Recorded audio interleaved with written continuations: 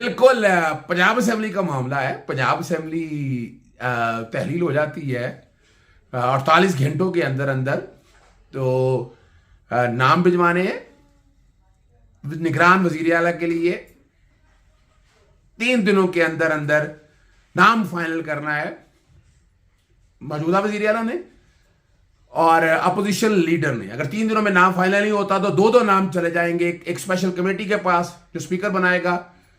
उसमें जो treasury bench है हुकूमत वक्त के जो MPs हैं वो 3 मेंबर वहां से होंगे और 3 मेंबर अपोजिशन लीडर से होंगे।